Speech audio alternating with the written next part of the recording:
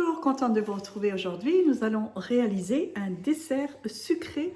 Ce seront des cannelés, mais à la cannelle, puisque on va continuer dans les épices de Noël. Allez, c'est parti. Alors, pour faire ces fameux cannelés, donc on va d'abord faire la première partie parce qu'il y a un temps de repos de 12 heures quand même. Donc nous sommes le matin, donc je vais préparer ma pâte et je vais faire cuire mes cannelés ce soir.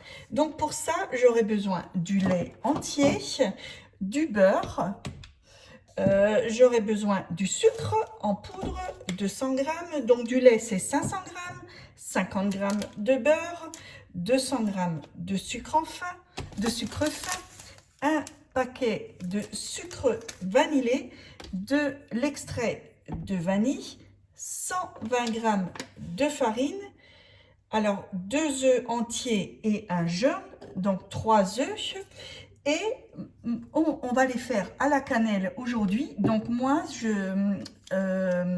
de la liqueur fait maison café cannelle. Vous allez la trouver, la recette, dans une vidéo précédente. Donc cet alcool va donner en fait le goût de la cannelle au cannelé, qui fait un petit peu épices de Noël. Allez, c'est parti pour la recette. Donc je vais mettre dans le pot 500 g de lait entier, 50 g de beurre coupé.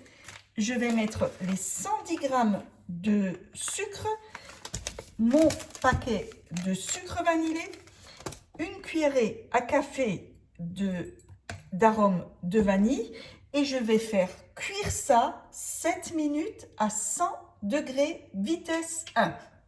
Allez, voilà, le temps s'est écoulé. Je vide ça dans un récipient afin de le laisser refroidir.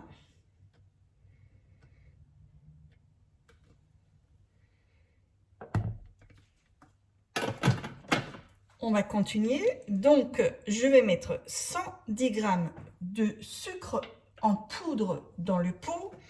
Je vais mettre 120 g de farine, 2 œufs entiers, plus un jaune d'œuf, et 40 g donc de l'alcool, donc de cette liqueur café cannelle.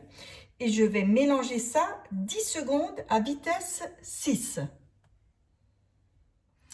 Voilà, donc mon lait de tout à l'heure a bien refroidi. Surtout, prenez bien le temps de le laisser refroidir. Sinon, quand vous allez le mélanger aux œufs, ça va brouiller. Donc, c'est pas bon. Donc là, il a refroidi. Je vais le rajouter donc à mon mélange de tout à l'heure, des œufs, de la farine, et je remets le couvercle sans le gobelet doseur. Je vais programmer 30 secondes vitesse 4, et en même temps, par l'orifice, je verse donc ce lait refroidi dedans. Donc on peut le faire en même temps, c'est vite fait. Allez, 30 secondes, vitesse 4. Voilà, et en même temps, je verse le lait.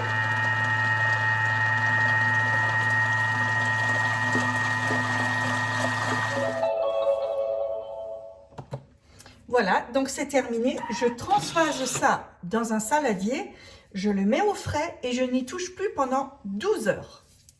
Donc les 12 heures sont passées.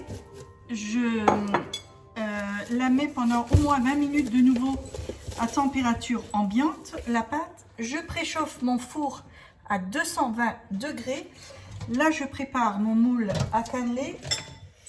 J'ai mis un peu d'huile et je vais les badigeonner à l'intérieur.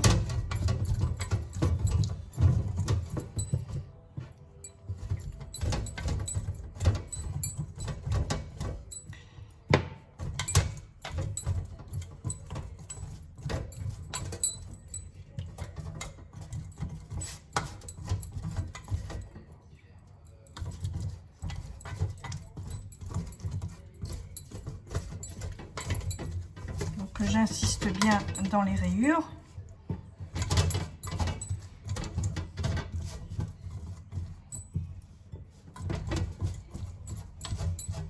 Après, c'est pas la peine de noyer non plus, hein, c'est uniquement...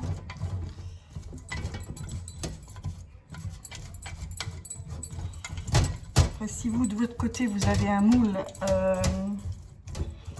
de flexipan, ça, vous pouvez éviter. Mais moi, j'ai vraiment le moule encore qui date.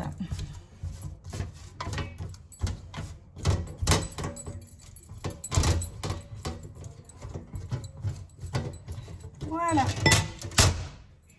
Voilà, ma pâte est à température tempérée. Mon four est chaud. Et là, prenez bien soin à remuer la pâte, hein, parce qu'il y a un dépôt souvent qui se forme en bas. Donc, prenez avec un fouet de bien remuer la pâte avant de transvaser dans vos moules, hein, dans vos empreintes. Et là, je verse, donc je répète, 20 minutes à 200 degrés, 220 degrés et 45 minutes à 180 degrés. Voilà, je crois qu'il y en a même de trop.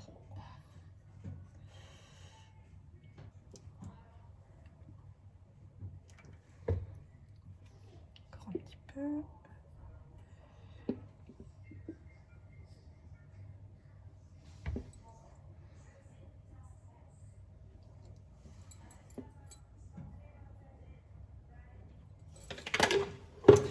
Voilà, donc j'enfourne, c'est prêt.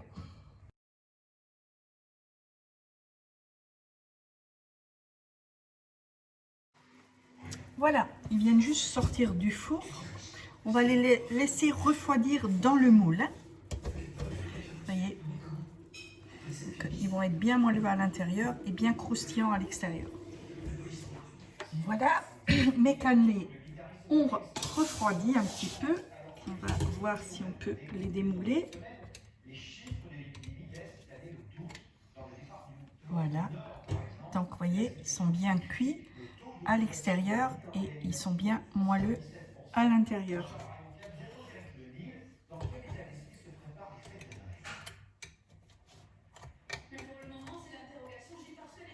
Voilà.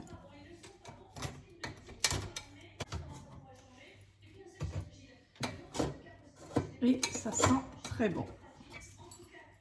Voilà, on va laisser refroidir bien ça. Et on va déguster une fois qu'ils seront bien froids. Vous voyez, je vous les remontre. Ils sont hyper bien cuits. Et quand j'appuie, on voit bien le moelleux à l'intérieur. Vous voyez, voilà. Et voilà, c'est terminé pour aujourd'hui. Vous avez vu, c'est quelque chose, encore une fois, de facile, sauf un peu long pour la pâte parce qu'il faut bien la laisser reposer. En fait, c'est ça qui va créer le moelleux et le croustillant de tout autour et le goût de cette pâte à l'intérieur. Voilà, la prochaine fois, ce sera une vidéo de dessert de Noël. Il y en aura deux même, vous allez voir, pareil, ce sera de nouveau quelque chose de facile et de très très joli. Allez, n'oubliez pas le pouce j'aime si vous avez aimé, évidemment. Abonnez-vous à ma chaîne, ainsi vous aurez chaque fois une petite alerte dès que je publierai une prochaine recette. J'ai également une page Facebook, vous allez me trouver sur mes recettes faciles au Thermomix JK. Je vous souhaite une agréable journée. Prenez soin de vous, je vous embrasse et je vous dis à bientôt. Ciao, ciao.